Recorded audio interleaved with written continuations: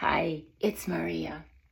As someone who's been sued over a dozen times in the last 30 years, from Chicago to Tampa to Clearwater Beach, by my family no less, there are so many things that I could share with you that you might be able to avoid some of the pitfalls and some of the traps that millions fall into, and some of them go head first. Then it's not a pretty sight.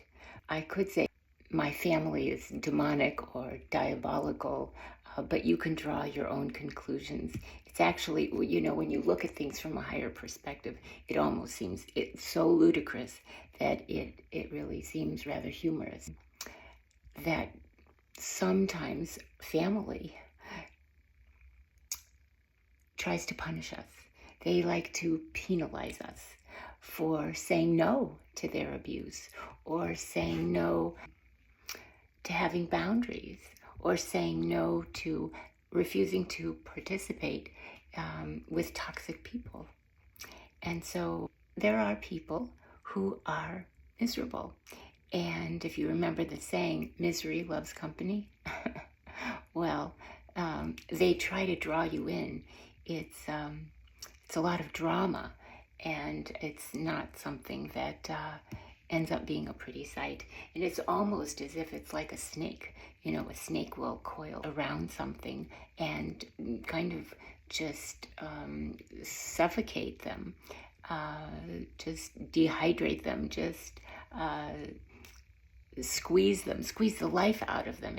There are people walking on this planet that are very narcissistic, that like to do the same. They like to kind of enmesh you in their own dysfunction. And so they are very good at smear campaigns, in fact, and they refer to you as a thief or a cheater, and they defame you, and they defame your character. Talk about your truth. They don't even have a clue what truth really is. They defame your truth. They defame your authenticity, because people have a lot to hide, certainly aren't authentic. And they target your integrity because they lack integrity, so much so that they don't want anyone else to have it, right? And so just as a little preview here, I have lost 6 homes, including 6 beds. I've lost 7 cars. Yes, really. I've lost 4 children. I've lost 5 computers. Actually, I lost 8 computers, but I was too embarrassed to write that down here because it was when computers were just coming out, and it seemed like I needed one for my business. I needed one for this. I needed one for my children. And so anyway, and so they actually took every possession I own, and they've done this repeatedly. And I'm embarrassed to even tell you how many times they've done it. In fact, some judges would just say, sure, go into her home and take whatever you want. And of course, my ex-husband and my sister, who were working as a team, they were like, oh, yay, we get to take all that stuff. They took from clothes and my books that I valued so much to tampons and toothbrushes. And they took people. And that was, I think, one of the most difficult things to deal with. They took dozens of relatives and hundreds of friends and thousands of acquaintances, all at the hands of jealous family. And but they don't work alone. They have to have somebody that kind of gives them the energy and gives them ideas of what to do and how to really, really be on the attack. And so it wasn't just jealous family. It was some of their dirty attorneys and corrupt judges. They're not an island. They like to have their reinforcements. It kind of allows them to puff up, and think that they're much stronger than they really are. And so when they have like their entourage around them, right? So, and when I say that I lost all these things, that's kind of the wrong word. It was that they were stolen from me. And so I think my whole message really can be kind of encapsulated into the truth shall set you free. That is our greatest lesson while on this planet, It is to behold the truth and not let anyone or anything come between you and your conscience and what you know is right. When it comes to even my sister and her attorneys who took bogus documents, wills and trusts of my inheritance to their friendly judge, and voila, he ruled for them. He said, oh, yes, go ahead. You can, I guess you inherit all of this. Meanwhile, the real documents said the two girls, because I have only one sister, the two girls would be able to share things 50-50. Well, they rewrote the documents, and it was my sister would receive 100%. It wasn't 50-50, it was 100 and 0. And so they thought that they really won by committing these crimes, by committing perjury and forgery. And so they act like they win, you know?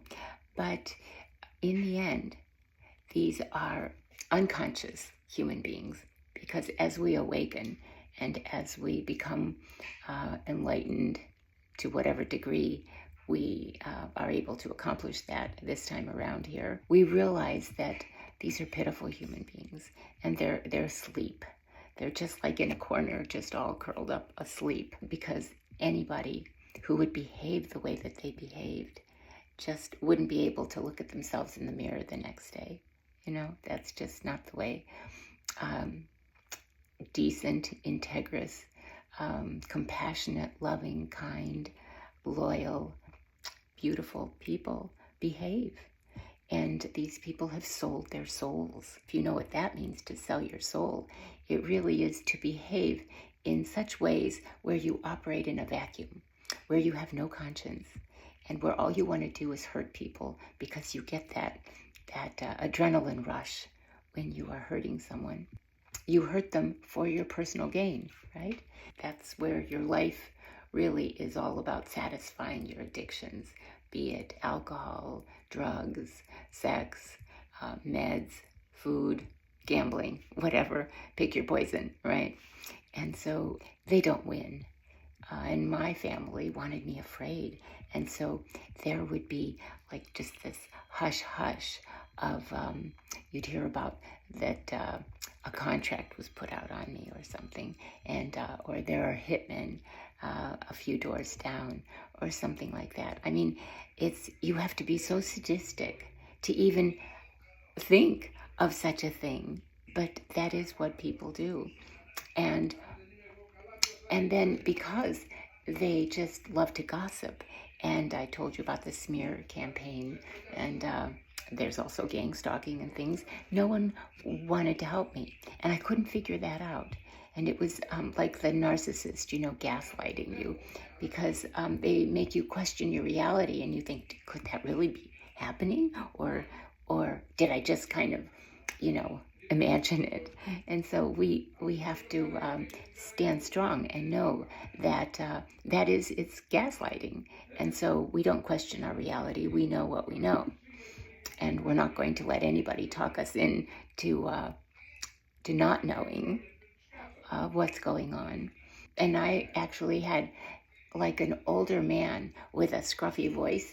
And when I landed, this was 2 or 3 years ago, when I landed in Florida, in Tampa, when I came to deal with my inheritance, he said, I told him to come and get you. And I thought, oh my goodness, now we've got, what should I do? Should I go to the door and unlock it and open the door and say welcome? Or what do I do? Go hide somewhere? Or, you know, it's just when people are so obsessed. And I also hear that there are people stalking me, and when they're so stalking me that one monitor isn't enough, or one computer screen isn't enough, or 2 isn't enough, and 3 really isn't enough, because they're huge. They're huge monitors in which they are able to watch my every move. So they watch and they study me. So they watch me in the shower, and there are cameras in the shower head. So they watch me in the shower. They watch me on the commode. They watch me getting dressed. They watch me getting undressed. They study every word I say and how I speak and what I do and where I go. And you'd think I live this really interesting life. Well, you know what? To me, my peace is found when I have the opportunity to write and I can snuggle with my cats. and truly, that is such a blessing. And so one of the reasons why I came on to do this video is because I really do need that peace and quiet, and I haven't had a home in over 15 years, and I have lived with 33 different people. And on the one hand, it was like being at that Disneyland ride, It's a Small World. Remember that ride and that song, It's a Small World. And so because I lived with a Cambodian family, I lived with a Greek woman and 15 dogs, I lived with a girl who invited me to stay with her in Scottsdale, Arizona, but little did I know that it was because she was afraid, and so she slept with big wooden planks by the front door, and I didn't, I didn't know I was going to be the bodyguard, or I was going to, anyway, so everybody's got their stuff, and I lived with a videographer and a photographer, helped me make some of my videos that I put on my website, mariahaiti.com, and that was my idea in 2017 and 18, because I kept thinking, what is this all about? Why would this happen to me? And I thought, oh, I'm supposed to make like a Saturday Night Live kind of act, and a character, and I'd have all these different wigs, and I would talk to my hand puppets and things, and I had all these stuffed animals around me, and we were discussing spiritual ideas and spiritual thoughts. And so I thought that was just so wonderful, and I loved it. And then I ended up putting some of my things in a storage locker in Arizona. They called me that someone had broken in, and of course that was my sister stealing all my props and my costumes and things like that. Just like I had an organic skincare company, and all of a sudden I heard that was stolen. And my manufacturer no longer wanted to manufacture for me. And so I understand that my sister paid him to steal my company.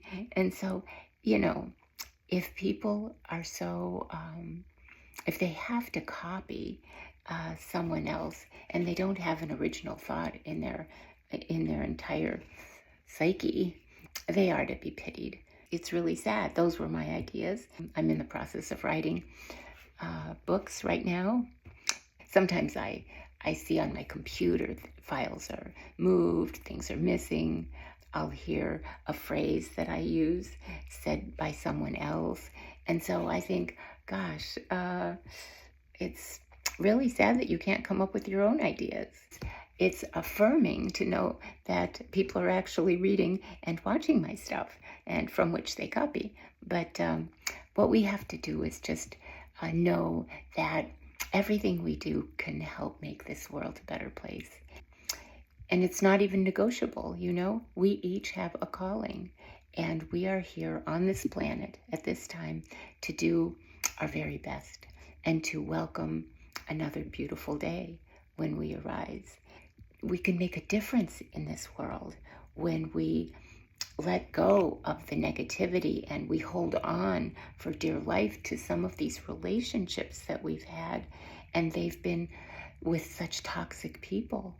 And so during that time, that has really brought us down. We were spiraling down and we didn't even know it. We thought, oh no, well, we can fix them, but we don't really need another project, especially when people are in their 50s, 60s, I guess even 70s. And so, we need to just help each other. I was always the one that was helping people. I had 2 different vehicles that I leased. I leased a Honda in 2020, and I leased a Hyundai in 2024. I was living with different families, and I had a car during those times, so I was fairly independent. I didn't have any spending money, but Social Security, I had some Social Security, but it was survivor benefits. And yet, can you believe that Social Security said I'm the only person that they've not been able to find his death certificate? Therefore, they cannot issue all the money I had in Social Security, which sounds like a real scam to me. That's what I think. But in any event, I do want to go back to those cars. So I had the Honda, and then I had the Hyundai. And both times, the Honda was having all kinds of electrical issues. I mean, I'd be driving along and the lights at night, and the lights would turn off, or the doors would open, or the lock or the hatchback would all of a sudden open, and I would park, and all of a sudden there'd be all this liquid that was kind of like spewing from under the car, and it was just doing a lot of weird things. And I was the only one that roadside assistance said they had ever seen anybody who was locked in the car and then locked out of the car. They said that just doesn't happen. So somebody's been really screwing with your car. And then so it started smoking and then rumbling and overheating. And I thought, oh my gosh, I know this car is going to explode.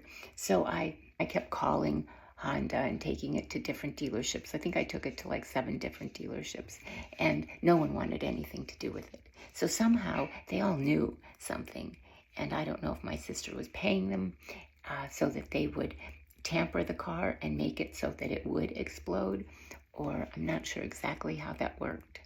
I gave it back to them, and I wrote the board of directors and told them how that was absolutely, just a nightmare. And shame on Honda for allowing that to happen. Well, when I came to Florida, I leased a Hyundai, and it was a Hyundai Santa Fe. And I thought it was a wonderful car. When I was negotiating the deal, how much I would pay every month, and that just ate up my my monthly stipend. But they said, so they said, well, we have to take the car in the back so that we can prepare it for you, and then you can just drive it off to your residence or wherever you are. And I said, okay. So they bring me the car, and all of a sudden, I see this dent on the passenger side door. And it almost looked like a long finger, or how I used to describe it is, it looked like a lipstick tube. It was kind of rounded at the tip, but it kind of went in to the car, and that was a dent. And usually with dents, I thought there are scratches and things like that as well. But no, this was very clean, and it was very well done. And if you like dents. So I said, oh my gosh, that wasn't here. That wasn't in the passenger side door when right before you took it from me to fix it in the service area. And so they said, never mind, just bring it in whenever you have a chance, and we'll fix it, don't worry. So then around the holidays, I got an email from them saying, oh, you're due for an oil change and tire rotation or something. So bring in your car, and it shouldn't take very long, and you can just wait in the waiting room. So I thought, oh, that's a really good idea. So I did. And then as they brought me the car, all of a sudden I saw a dent in the driver's side door. And I was like, what is this, like a case of measles, where like everywhere we're going to start popping up with dents all over the car? So anyway, I then made an appointment to have both dents fixed. And that was on March 6th. And I took it there, and they said, oh, it's not going to take very long, we'll fix it. So then they drove the car to me so that I could get in it and leave that dealership. And so when I did that, I started the ignition, I started the engine, and all of a sudden the car started to shake. And I was like, oh my gosh, I've never had that before. Even with that crazy Honda, it wasn't really shaking like that. But this was shaking. And then, so I'm like, oh my gosh, I just better get this home. But I really thought, had I had the presence of mind, I would have just like not moved it. But I was only 10 minutes away. So I took it to my residence, and I started looking up what it could be. What's with Hyundais? And so I looked it up, and what I saw was truly shocking, because between 2009 and 2022, the date of the article, there were 4 million recalls of Hyundais, and more even, but the number I remember was 4 million. What happens is there is something faulty with the electrical system, and the electrical system then sparks, and if it's positioned next to the gas tank, and so as the electrical system is sparking, and it's the ABS brakes computer that is sparking, and then it ignites the gasoline, the gas tank, and then the car either just explodes, or starts a fire and then explodes. And so I was just reading this stuff, and I'm like, oh my God, they tried to kill me in the Honda, and now what are they doing? This is the Hyundai. And there were, I think Hyundai paid over $500 million to people that were injured from these dangerous defects. So I called them right away, and I said, I can't have this car around. And actually, I think the most disturbing thing was they showed like a big parking lot, and then they showed one car in the middle of this parking lot, and then they showed it exploded. And so that's what it was. You don't even have to be driving the car, but instead, you could be in the store, you could be in a parking lot of a grocery store, and the car next to you all of a sudden goes up explodes, and then incinerates, because there's nothing left. And I thought that's really weird, because also when I was giving them my information at both dealerships, the new car dealership and the one where they fixed the dent, they had all my personal information totally wrong. So they didn't have my email address. So if, God forbid, anything happened to that car and they tried to reach anybody that knew me, they wouldn't be able to reach anybody, because they had my wrong email address. They transposed numbers in my phone, so they didn't have my phone number. They didn't have a residential address, because I have a post office box, since I move around a little. However, the post office box is generally empty, so somebody goes and empties it to take all my mail from me, so that I don't know what's going on. That's the situation with the Hyundai. And so they have made no attempt to help me in any way. At one point they said that they had this rental reimbursement, but because I don't want that car now, they said, oh, well, it's only while it's being fixed, and yours, probably was fixed the day that you turned it in. So anyway, that was I just wanted to tell you about, if any of you have a Hyundai, you might want to look it up on the internet. Although I did see that a lot of the articles that I had read when I first got on, I think I've talked about it so much to so many that they've taken down a lot of those articles. Anyway, and then the clicking noises that I heard, the clicking noises were the sparks. Yep, and then it would catch fire or explode. But, a lot of what goes on is people want to instill fear in us. And yet, if every day we can just, be grateful for this time on this planet, and be grateful for all the blessings that we really have, then we can kind of transform our life into just the most miraculous and the most beautiful opportunity ever, is to be on this planet. And it's not like we've given up on humanity. although they do have their challenges. But there are so many animals that need to be adopted. There's so many kitties. There's so many dogs. There's so many other pets, birds and butterflies and raccoons and goats and sheep and cows and horses and, pigs, little piggies. And so there are so many wonderful, wonderful animals that we can spread the love to, right? And so now you see people that are in different countries and they have some land, and they're taking animals that were to be slaughtered, and they bring them to their area, and they just hug them and love them and take care of them. And so because they've given them a lease on life, a new life, right? And so some people want us to be so depressed.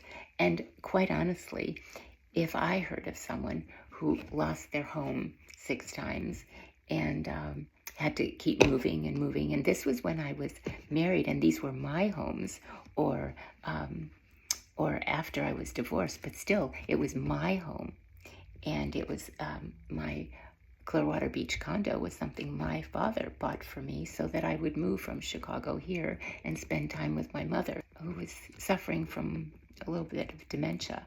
Anyway, when we talk about the wills and the trusts and family court proceedings, families have been destroyed in the probate process. And probate means nothing more than the distribution of an estate. So you go through probate if the will says, Sally gets this and Tommy gets this and this and this. And so you all kind of get together, the trustee figures it out and then distributes what you've inherited. And so that's a wonderful thing. However, what I realized is that it's almost a mockery. We have made a mockery of that system because you have people who have no morals and have no ethics. And so what they do is they will change the names on the wills. So they will erase your name and put someone else's name. So if you were, as I was, 50-50, 50% to Maria and 50% to my sister, and all of a sudden they go in there with a document that says 100% to the sister and 0% to Maria. And then they're, kind of slimy attorney. Yeah, well, they wouldn't have that reputation if they cleaned up their act. And so if they had done that, then the judge just kind of listens to the attorney, and the attorney says, well, judge, you know what, this doesn't have her name in it. I don't see it anywhere here. And all the names I see, it all goes to my client. And so then he says, oh, well, thank you, judge. I'll see you at poker on Thursday night. And remember, we're golfing on Saturday morning at my country club. And so, and if you think that doesn't happen, that was almost verbatim from what I had heard from the attorneys that opposed me. And so they just wanted to let me know. It was kind of like, we're just gonna really screw you a little bit. And so, and make you suffer and think, and you won't be able to sleep tonight because now you know that the judge is on my side, right? And so you just think, oh gosh, you are really so sad. Just leave me alone, go away. And what you want is to have jurisdiction over anything that happens to you. And so my mother had a beautiful diamond ring that my father couldn't afford to buy her when they were engaged. And so he always said, I'm going to buy you a really, really nice ring someday. And he did. And my mother, who was in a nursing home, my sister put her in there so that she'd be able to kind of finish her off. And in fact, my mother was starved for 17 days. And it's just an absolute travesty of justice. And she was starved for 17 days. And I don't know if she had 120 pounds or 130 pounds. But after 17 days, my mother looked like an Auschwitz survivor. She looked like she was in a concentration camp. She was starved to death, and you could count her ribs, you could count her bones. And she was really like just a bag of bones, like a 50-pound bag of bones. It was the most gruesome and the most cruel thing I had ever imagined. I couldn't even imagine. I couldn't even watch this, much less to have the guilt. Well, I guess narcissists don't have guilt, right? But to know that you did that to your own mother, I mean, how shameful is that? Like, the whole thing is just shameful. And so my mother died. My mother was starved to death, and she asked for water, but she was denied even a drop of water, a grain of rice, a crumb of bread, nothing. And her insides, her internal organs were kind of all, they were eating themselves. She was being eaten from the inside out, because with all the gastric juices and all the other digestive juices, the pancreas and the kidneys, and the pancreas and the liver and the gallbladder were giving off in order to, in order to digest. But there was no food for my mother to digest. It was just horrible. And then my father was put in a hospital room for 6 weeks while my sister was gaining all this information regarding the estate. And so again, it's all about the money. And it is, two parents that so lovingly cared for their 2 daughters. And this is how they spent, the last 6 weeks.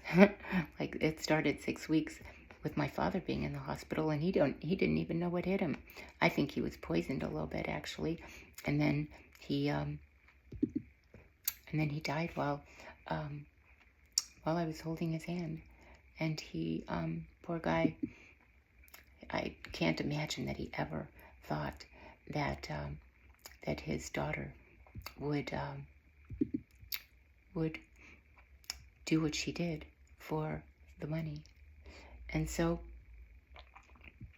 I did want to say one more thing about when that ring that I told you that my father finally bought for my mother. What happened was, I was with my mother in this cold, stark room where she was to spend her last few days, and all of a sudden my sister came, and who has not spoken to me. We are not on speaking terms. I'd be glad to talk to her and tell her exactly what I think, but she's successfully avoided me because she has the GPS tracking, and on the cell phone she knows exactly where I am, with whom, and but my sister actually was wearing my mother's diamond ring, her special ring that my dad had bought her. And so she was wearing that ring, and she was deliberately like waving her hand in front of my mother's face. And my mother, even in her dehydrated state, my mother recognized the ring. And if you saw this little angel who was just laying on the side, who could barely open her eyes because she was so hungry, and she looked at that diamond ring, and all of a sudden she kind of whimpered, and then you saw one little tear, and it was going down the side of her face, and you thought, oh my God, oh, that was one of the most indelible scenes that I had ever imagined, and it is something that will haunt me forever, that I didn't want to see that, but I wanted to be there for my mother, and so she survived that, and I think it was another couple days, and then she died.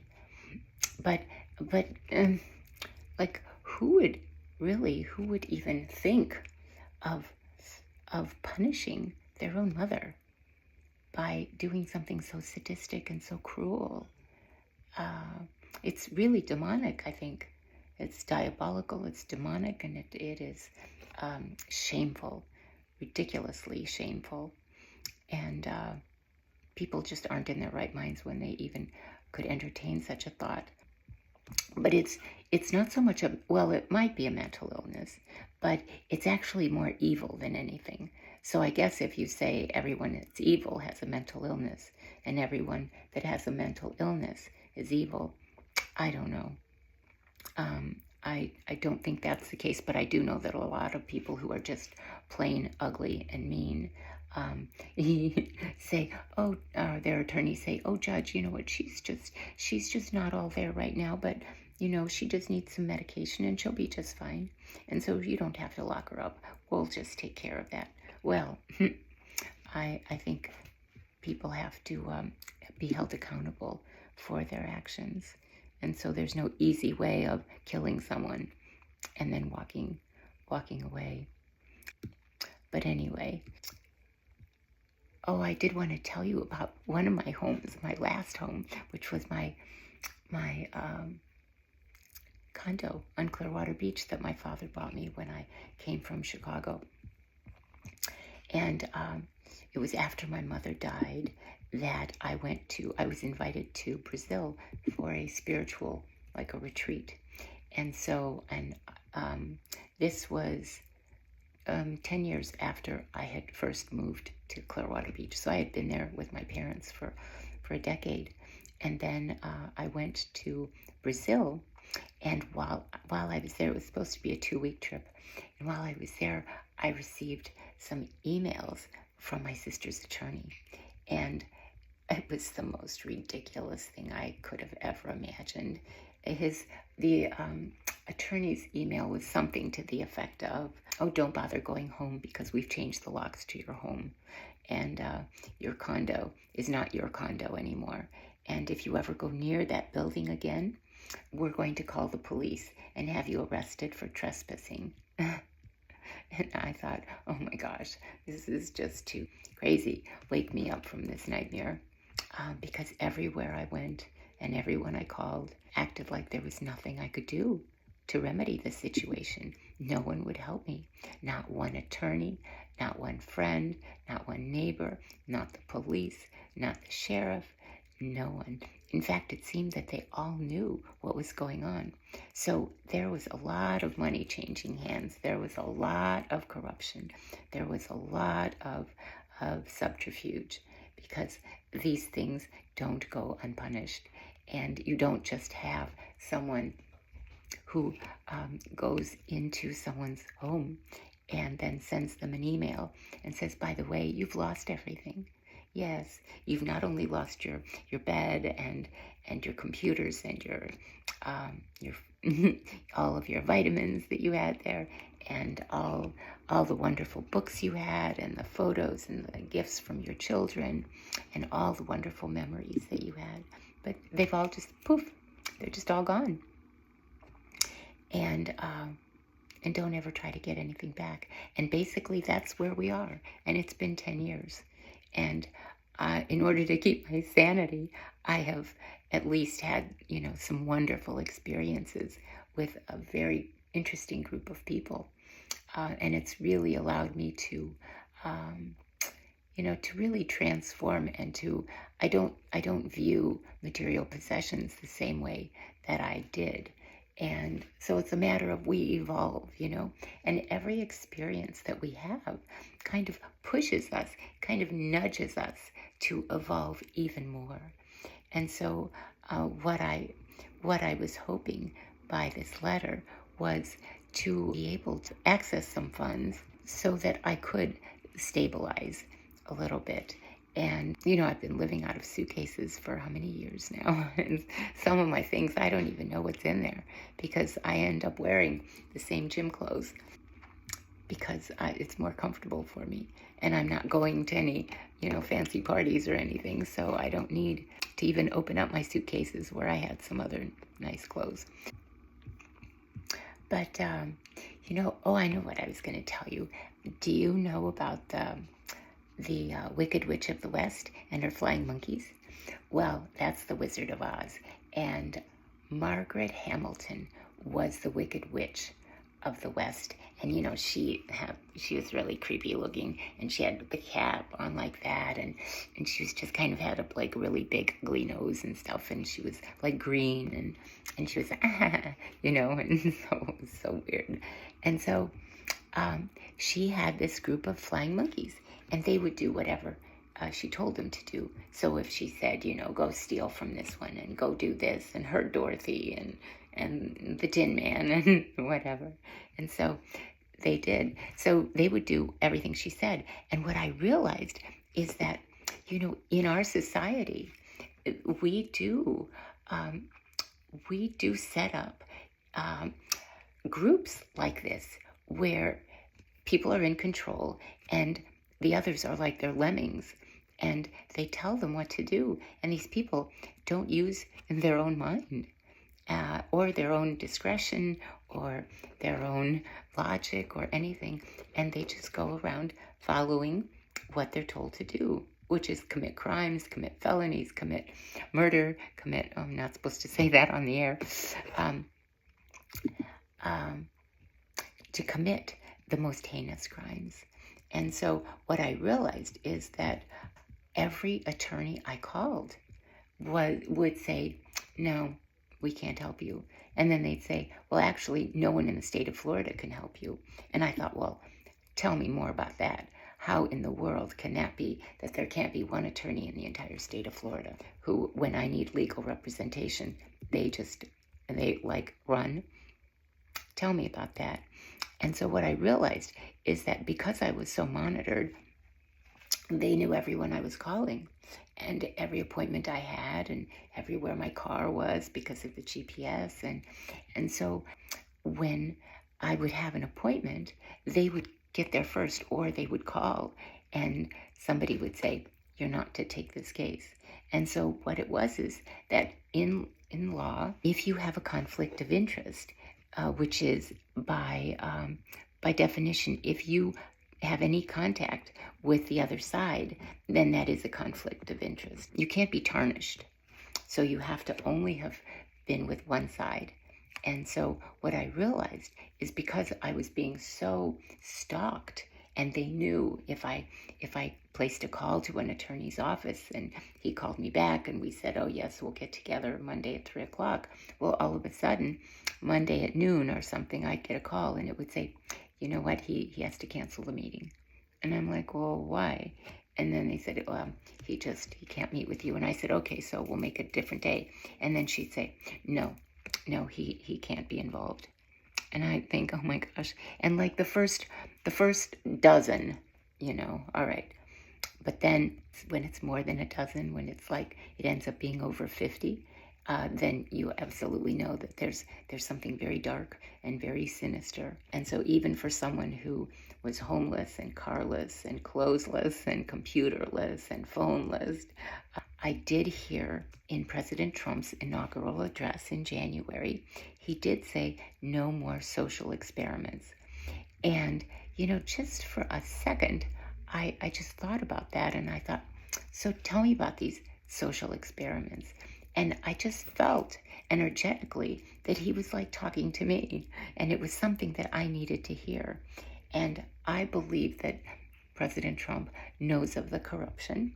And I believe that because the suffering has just been so blatant, and I do believe that he meant what he said when he said there will be no more social experiments. Now, I don't know if you can really call this an experiment, but it certainly isn't life, the normal life that we all live. So I have really been hoping, hoping is not the word, but I have really been anticipating that the president would lift this dark veil, this dark cloud that has blanketed my family for decades now. And I truly want to believe that he will do something about this. I know it's June, and he said that in January, but I do believe that a lot of the things that are being exposed now are for our good.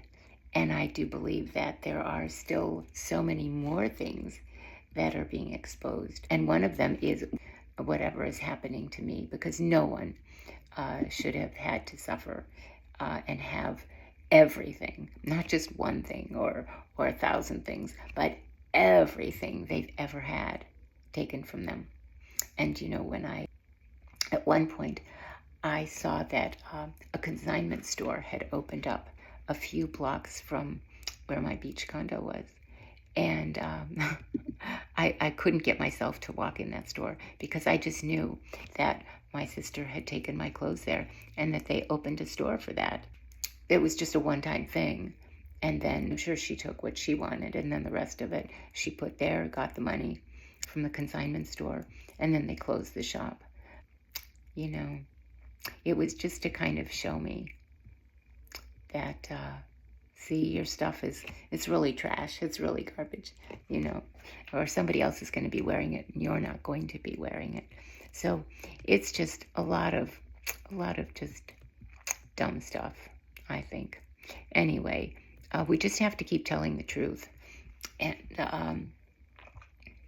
not allow ourselves to be so traumatized by it all, and to see it from a higher perspective, and to say, okay, well, you know what? These people just don't know any better. And so anyway, I will end this now, and I hope that I explained part of the reason, at least, of what all of us are vulnerable. Seek our strength, and we seek the truth. Things will slowly, but they will turn around. There are so many instances where the truth has been blocked from us, and it's time that we really forge ahead. And there's no reason why anybody should be hungry in this day and age. And one of the things I didn't tell you was in my 33 different homes that I ended up being friends with the people I lived with, and they invited me to stay there. And so it's a very humbling experience. But also, I did, when I first realized that they weren't kidding, that I couldn't go to my home and I couldn't get anything from there, I ended up going to a homeless shelter. And I would go to churches, though, first, and I would ask them if there was any way that I could help them in exchange for a bed. And so they would say no. And they'd say, but there's a homeless shelter that you can take a bus to. And so I ended up doing that. And I remember the welfare worker or whatever, she said, when was the last time you used? And I just said, used? I don't know what you're referring to. And she said, oh, well, I mean, are you on drugs? Are you drunk? Are you, what are you? Did you just come out of jail or what? And so I thought, oh, no, I don't do drugs. I love a good glass of red wine for sure. But no, I don't have those addictions. And at 105 pounds that I was there, and I'm almost 5'9", no, I don't overeat, that's for sure. And so, and some days I was so hungry that I ended up eating like a loaf of bread because there was no other food, and I had no money. And so, and I would ride the bus.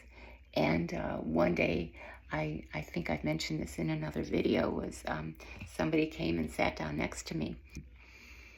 And I was so afraid, actually, and it was a test of faith. I knew that God had put me there so that I would just have the faith to know that I would be okay. I used to dress in like a black baseball cap and a black jacket, a black top, a black leggings, black gym shoes, because I didn't want anybody to see me. I didn't want anybody to recognize me. I didn't want anybody to talk to me. It's like, okay, well, this is my spiritual journey. This gentleman sat down next to me, he was talking on his cell phone to someone, and he said, yes, I have the gun, and I'm going there now. And I understood that he was going there so that he was going to hurt someone. And so I was like, oh my God, no. And so we stopped. So I pulled on the cord so that the bus would stop. And so I pulled on the cord, and then I got off, and then he followed me off. And I thought, oh, good God. Oh my gosh. What am I going to do now? And so I started to walk. He started to walk right behind me. And then fortunately, I just kept praying and praying and praying. And fortunately, I kept walking, and he stopped, looked at me, and then he turned around and kept going in the other direction. And I was so relieved. And I thought, oh, thank you, God. You were just reminding me that everything that is happening to me is in divine order. And so I am divinely protected, as are you. And so enjoy the ride, because it is, I don't like roller coasters. I don't know if you do. But yeah, it can be a pretty scary roller coaster ride. But when we're grounded and we can see the bigger picture, and we know that we are being tested to see, are we going to allow this distraction and that distraction to pull us off course? Or are we going to do what we're here to do, which is to help other people and to help ourselves first? But it is to help others as well, whether it's our children, whether it's people that we don't know, or people that we can help people with our story, inform them of things that are happening, so that they aren't so blindsided. Because there are many times when I was so blindsided, and I would have given anything to have been in the position where someone would have come, given me a hug and said, you know what, you're going to get through this, and this is how it's going to be, and you're going to be just fine, because they had been through it. So you see, we are not only students, but we are teachers. And so I will leave you with that note. And I truly, I have a book full of stories that I think can really help you. But right now, I am trying to pay my my rental car. Oh, yeah, I don't even know if I told you that one of the reasons why I'm on was because of the rental car. And the reason why I had the rental car, even though I had paid the lease, was because of my family sabotaging the car so that the Hyundai would explode, and so that the Honda, was steaming and just, it was horrible. That was the same thing there. So don't let people get the best of you. Just move forward in faith and know that you're doing great. And so anyway, I thank you for anything that you might be able to help me with, and may we connect again. And I think you have my email, so if you should need anything, or if you want to talk about anything, please feel free to reach out. I'm also on Facebook at Maria Haiti, and there you'll see a lot of pictures, and those were pictures that I did because I think when you tell somebody you're homeless, and they have a very negative view of that. And in fact, I was just as guilty, because I had never spoken with a homeless person. And in fact, I remember this one thing. I was at a street corner, and I was crossing the street, and I told you I was all in black. I didn't want anybody talking to me. And all of a sudden, there was a guy in the kitty corner, and he was a big, tall, black basketball player, but he had, I don't know, he had some issue with his oral hygiene or his teeth or whatever, and so he had lost his teeth, and he was just going and getting new teeth put in or whatever. And so he was across the street, and he's like yelling, Maria, hey, Maria. And I'm thinking, oh my gosh, I just couldn't even imagine that I knew somebody in the ghetto like that, that's like screaming my name, like waving, like, hi, how are you? And I'm like, oh, great, how are you? And so it's just interesting, isn't it? How with a different perspective, we're so grateful that somebody recognized us, and that everybody needs help. And one of the things, I made a video called, what was it called? It was called, it was about homeless people, and I interviewed a variety of homeless people. And one of the things that I mentioned in the video was that really dental care is one of the most important things that need to be allotted and need to be provided for homeless people and people that are on welfare, because it's a shame that that they don't receive the right dental care. And I guess it has to do with money. But if in fact there's a cavity, rather than filling that cavity, they'll pull the tooth. And that is really, I'm not a dentist, but I would think that that's just the easy way out. And I think our Americans deserve better dental care and better food in the shelters, because the food is highly processed. It is a lot of donuts and things like that for breakfast, and so it's we do need to provide more healthy meals for people who are suffering. And if they're homeless, they're suffering, and it's incumbent upon us to help our brothers and sisters when they are going through things that are very painful. But anyway, okay, so that's the end, right? And I will talk to you again soon. I love you. Thank you so much for listening. Bye. Have a great night.